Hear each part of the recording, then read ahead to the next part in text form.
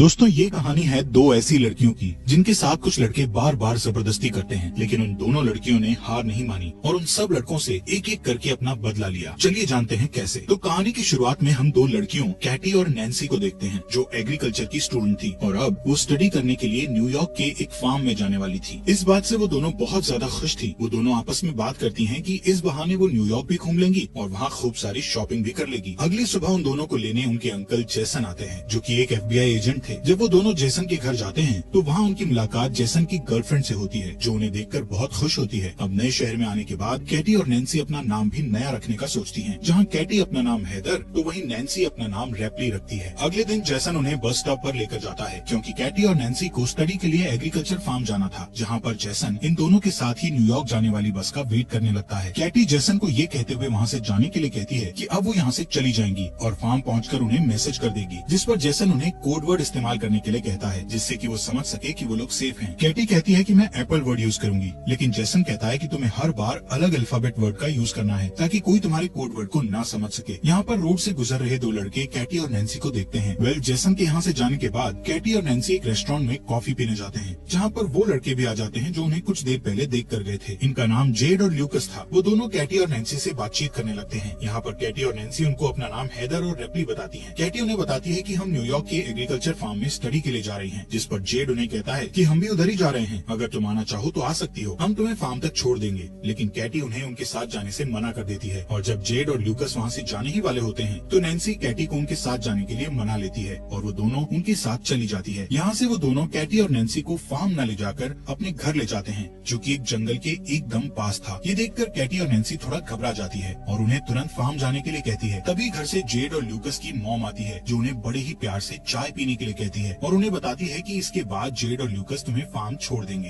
अब जब वो दोनों चाय पी रही थी तभी कैटी के पास उनके अंकल जेसन का मैसेज आता है, जिस पर कैटी उन्हें कोड वर्ड एप्पल लिखकर रिप्लाई कर देती है, जिससे जेसन समझता है कि वो दोनों सेफली फार्म पहुंच चुकी हैं। वहीं इधर ल्यूकस की मॉम उनको कुछ खाने के लिए देती है, जिसे खाते ही कैटी और नैन्सी को नशा चढ़ने लगता है, क्योंकि उस खाने में ड्रग्स मिला हुआ था, जिससे वो दोनों समझ जाती है कि उनके साथ कुछ गलत किया जा रहा है। इसलिए वो दोनों वहाँ से भागने की कोशिश करती है, लेकिन थोड़ी दूर जाकर वो बेहोश होकर नीचे गिर जाती है, जिसके बाद जेड और ल्यूकस उन्हें उठाकर वापस अपने घर में ले जाते हैं। अगले दिन जब उन्हें होश आता है तो वो दोनों खुद को जंगल में पाती हैं। उनके हाथ लोहे की जंजीरों से बंधे हुए थे। ये सब देखकर वो दोनों बहुत ज्यादा डर जाती हैं और हेल्प के लिए चिल्लाने लगती हैं। तभी वहाँ जेड आता है और उन्हें बताता है कि तुम जंगल की ऐसी जगह पर हो जहाँ दूर दूर तक कोई भी इंसान नहीं है, इसलिए तुम्हारे चिल्लाने का कोई फायदा नहीं है। कुछ देर बाद वहाँ बोरिस नाम का एक आदमी आता है, जो कैटी को उसका फोन दिखाता हुआ उससे कहता है कि तुम्हारे फोन पर किसी जेसन नाम के आदमी ने मैसेज किया है, जिसे तुमने पिछली बार मैसेज में उसको एप्पल लिखकर भेजा था। वो उन दोनों से इसका मतलब पूछने लगता है, जहाँ कैटी उन्हें बताती है कि एप्पल एक कोड वर्ड है, जिसका मतलब है कि वो लोग ठीक हैं। इसके बाद बोरिस जेसन को रिप्लाई करता हुआ लिखता है कि सब कुछ ठीक है, हम फन कर रहे हैं, और कोड वर्ड के लिए वो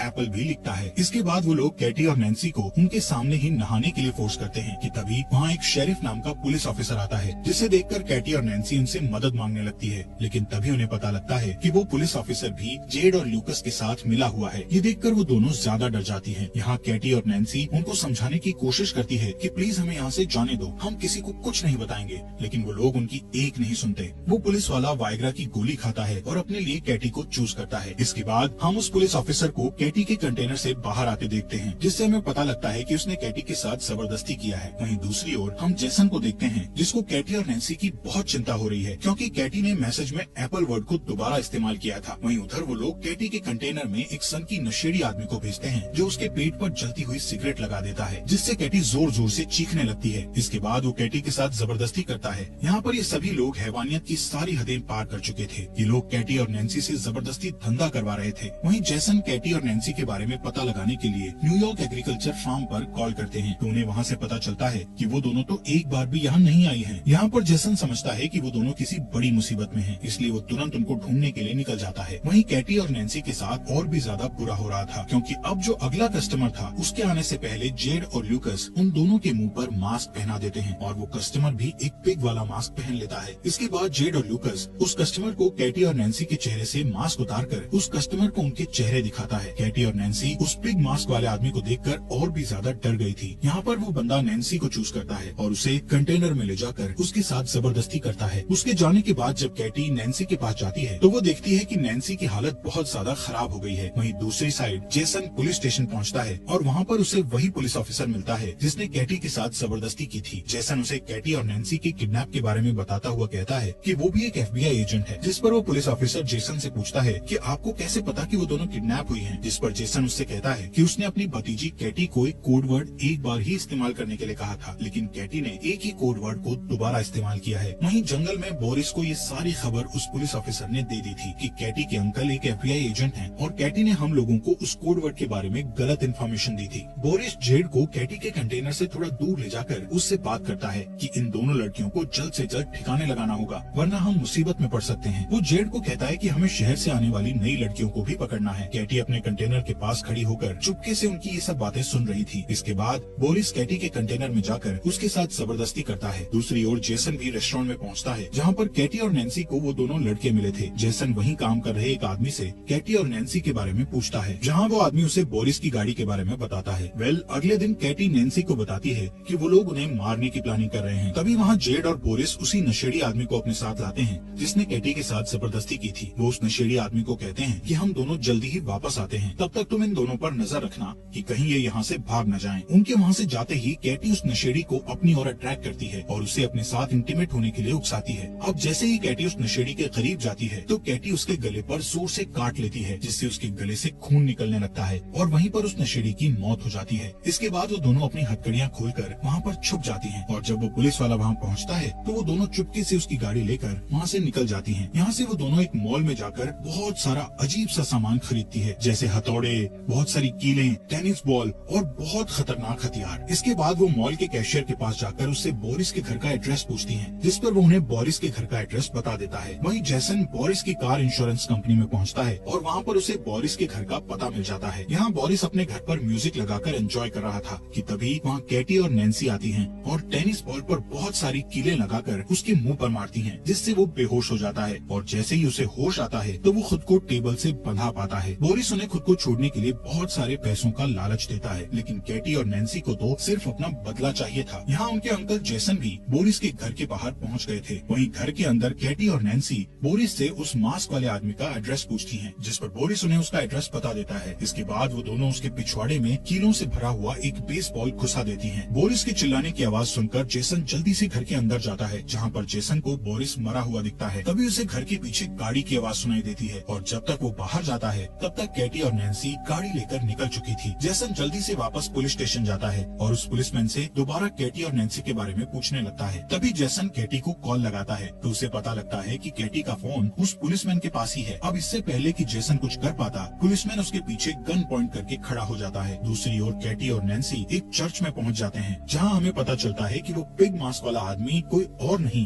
बल्कि इस चर्च का फादर है। इसके बाद नैन्सी एक बेसबॉल बैट लेकर वहां उसके पास पहुंचती है तो वो नैन्सी को एकदम से पहचान लेता है और तभी कैटी पीछे से उस पर बेसबॉल से अटैक करके उसे बेहोश कर देती है। वो दोनों उसे गाड़ी के पीछे बांधकर घसीटते हुए टाउन में लेकर आती हैं और वहाँ एक दुकान से माचिस और पेट्रोल खरीदकर उस पर पेट्रोल छिड़क कर उसे जिंदा ही जलाकर मार डालती हैं। वहीं जेसन को उस पुलिस वाले ने कैद कर रखा था। कुछ देर बाद वो दो नई लड़कियों को किडनैप करके वहाँ लाता है और जब वो उन लड़कियों के साथ जबरदस्ती करने लगता है तभी पीछे चुपके से कैटी और नैन्सी वहाँ आकर बेसबॉल से उसके सर पर अटैक करके उसे बेहोश कर देती हैं। जब उसे होश आता है तो वो खुद को कुर्सी से बंधा हुआ पाता है और उन दोनों से माफी मांगने लगता है। तभी कैटी गन में सिर्फ एक बुलेट डालकर उसे डराती है और वो दोनों बारी बारी से उस पर गन से शूट करने लगती है, लेकिन वो सभी शूट में बच जाता है, जिससे वो थोड़ा मुस्कुराता है। लेकिन अगले ही सेकंड में कैटी उसे फाइनल शूट करके जान से मार देती है। इसके बाद कैटी और नैन्सी वहाँ मौजूद दोनों लड़कियों को पूरी तरह से फ्री करके उन्हें जेसन को खोलने के लिए कहती है और खुद वहाँ से चली जाती हैं। वो लड़कियाँ जेसन की रस्सी खोलकर उसे बताती हैं कि उन लड़कियों ने हमें ऐसा करने को कहा। यहाँ पर जेसन को पूरी बात समझ आ जाती है कि वो दोनों लड़कियाँ कोई और नहीं बल्कि कैटी और नैन्सी ही हैं। वहीं हम जेड और ल्यूकस की मॉम को देखते हैं जो इस समय ड्रिंक कर रही थी। तभी उसे अजीब सा नशा होने लगता है, जिससे वो वहीं पर गिरकर बेहोश हो जाती है। इसके बाद जब उसे होश आता है तो वहाँ कैटी और नैन्सी ने उसको बेसमेंट में कुर्सी से बांध रखा होता है। उन दोनों ने जेड को भी उसके बिल्कुल सामने वहीं पर बांध रखा था। यहाँ पर कैटी और नैन्सी जेड को उसकी मॉम की आंखों के सामने ही बेसबॉल मारकर नीचे गिरा देती हैं और फिर दोनों बेसबॉल बैट से मारते हुए उसे जान से मार देती हैं, जिससे उसकी मॉम जोर जोर से रोने लगती है। फिर वो उसकी मॉम को ल्यूकस के पास लेकर जाती है, जहाँ वो ल्यूकस के हाथ में बेसबॉल बैट देकर उसकी ही मॉम को उसे मारने के लिए कहती है और उसे धमकाती है कि अगर तुमने ऐसा नहीं किया तो हम तुम्हें गोली मार देंगे। लेकिन लूकस ऐसा नहीं कर पाता, जिससे नैन्सी उसे गन से शूट करके मार डालती है। इसके बाद वो उसी गन को साफ करके लूकस के हाथ में पकड़ा देती है, जिससे कि पुलिस को लगे कि वो लोग आपस में ही लड़कर मर गए हैं। इसके बाद उनकी मॉम कैटी और नैन्सी को कहती है कि अगर तुम मुझे नहीं मारोगे तो मैं तुम्हें बहुत सारे पैसे दे सकती हूँ। उसकी बात सुनकर कैटी और नैन्सी बहुत हंसती है और फिर कैटी एक कटिंग मशीन से उसका धड़ उसकी बॉडी से अलग कर देती है। कुछ दिनों बाद जैसन कैटी और नैन्सी के घर जाता है, जहाँ पर हम देखते हैं कि कैटी और नैन्सी दोबारा से न्यूयॉर्क एग्रीकल्चर फार्म में अपने अंकल जैसन के साथ जा रही थी और फाइनली वो न्यूयॉर्क एग्रीकल्चर फार्म में पहुँच जाती है। दोस्तों, हमारे फॉक्स एक्सप्लेनर हिंदी चैनल को सब्सक्राइब करना मत भूलना।